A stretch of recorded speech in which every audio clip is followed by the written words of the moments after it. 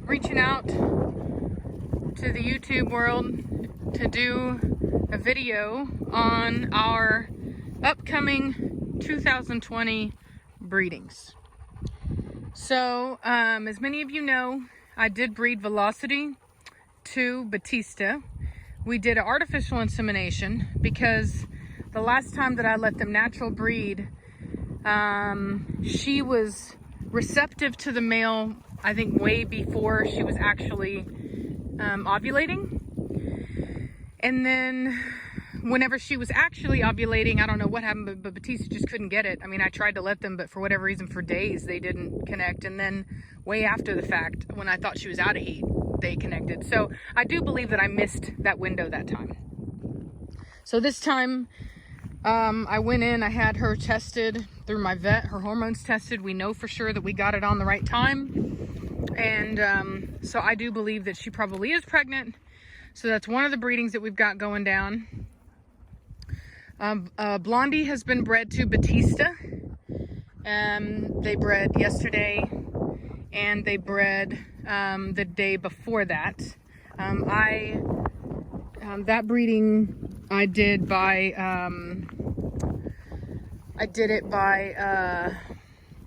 looking at the fluid. So you wait for the fluid to turn straw.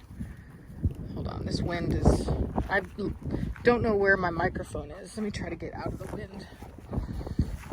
Oh, excuse me. Watch out, biggin.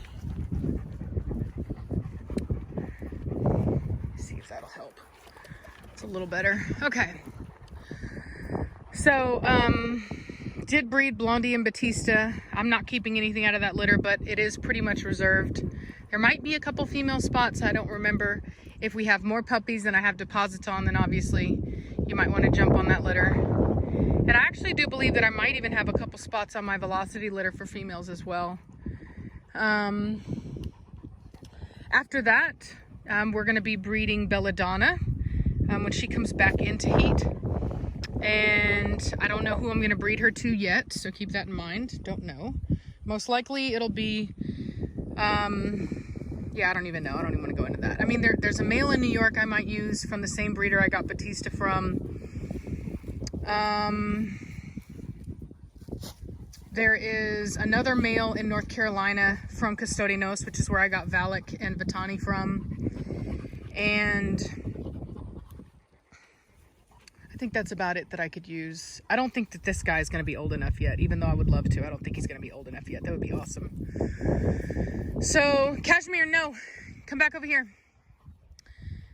So yeah, so those are the next 3 breedings I have lined up. After that is going to be Trinity.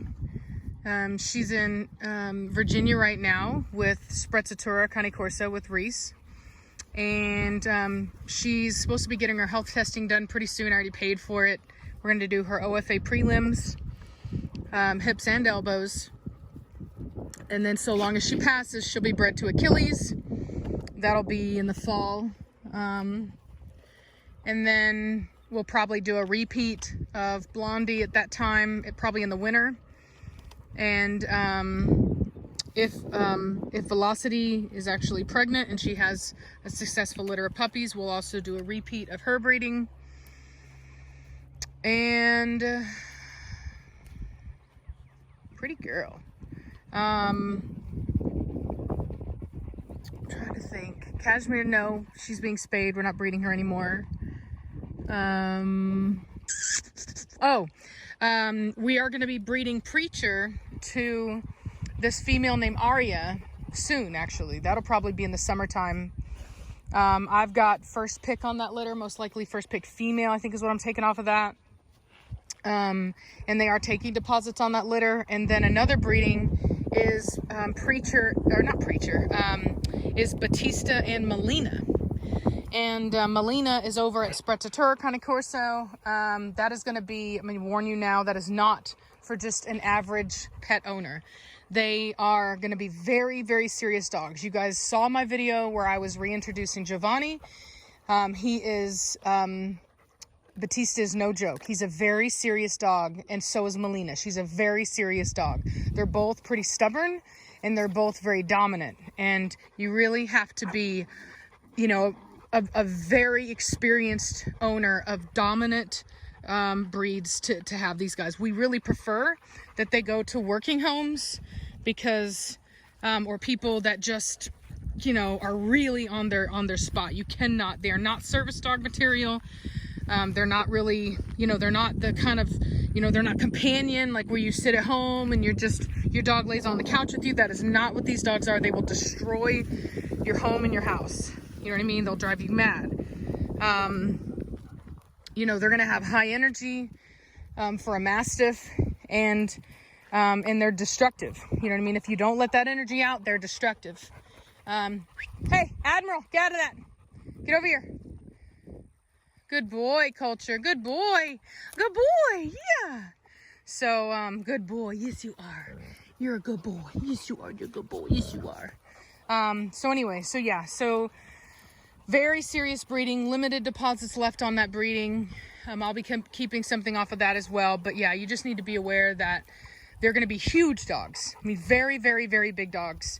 And they're going to be just, you know, you just... professional only, right? If you're shopping at Home Depot, we're talking the pro side here, okay? So keep that in mind.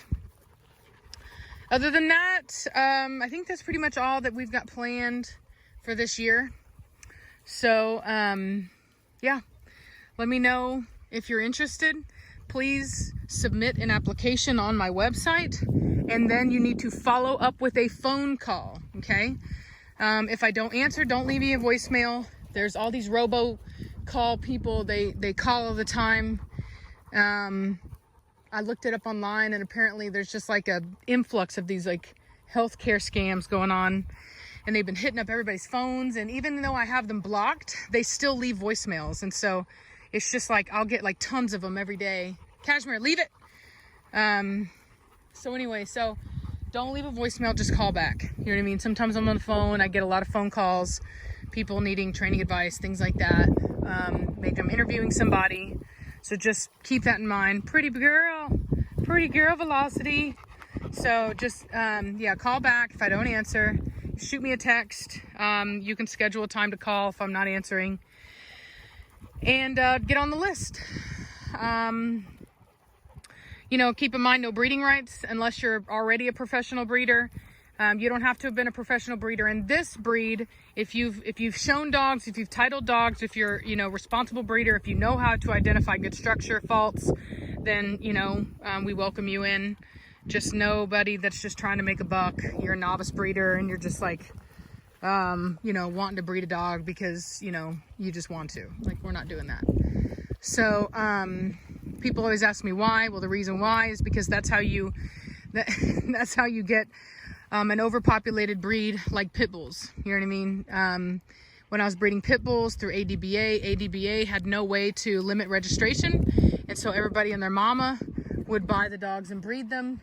And then they're all over Craigslist, and pretty soon they couldn't sell their dogs because, you know, they had the same bloodlines as everybody else. And then all of a sudden the prices go down, and now, you know, they're all over the shelters because everybody and their mama bought a pit bull with their first, you know, with their paycheck because they could, without any idea of whether or not they could handle the breed or whether or not their leasing company would let them have the breed.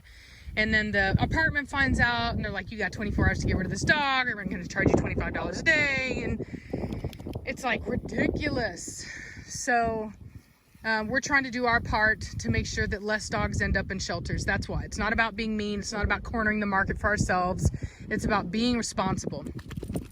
So please don't call looking for breeding rights unless you're a professional breeder, and or you were in the past, and you can actually have a knowledgeable and positive impact on the breed. Let's go back over here. Now, Nirvana. Good boy, Culture. Come on, baby boy. Come here, baby boy. Come on, sugar butt. Nirvana, get your stubborn butt over here right now. You hear me talking to you? Good boy. What's a good boy, Culture? Good boy. Good boy. Yes, you are. Good boy. Yes, you are. Yes, you are, sugar butt. Sugar butt. Yes, you are. Nirvana. Whammon. I tell you what, she is stubborn. Selective hearing. That's what they call it. I gotta take my club cadet in so it doesn't get rained on. I haven't set it up yet. Nirvana, hustle. Get your butt over here right now. Good girl, good girl. Good girl. Good girl, yeah, good girl. What did you good girl? Yes, you are. Yes, you are. Good girl. Yeah. The first sign they start to move forward, you give them that positive praise. What a good girl, Nirvana. Why don't you want to be in the water? It'll cool you down. Hey, good boy, Valley. You're a good boy. Did you, my babies? My baby boys. Are y'all competing over my love? Are y'all competing over my love? Yes, you are. I see you. I see you. You're both sweet. You're sweet boys. Good girl, Nirvana. Good girl. Good girl. Yes, that's a good girl. That's a good girl. Yes, my baby girl. Lots of love. Lots of positive reinforcement. You're a good girl. So, anyway, that's all we got going on. Just wanted to kind of give you guys a heads up on that. And yeah, that's about all that I can think of. Why is this water coming at me? It wasn't earlier. So, hope you guys have a good day, and I'll talk at you later. Bye.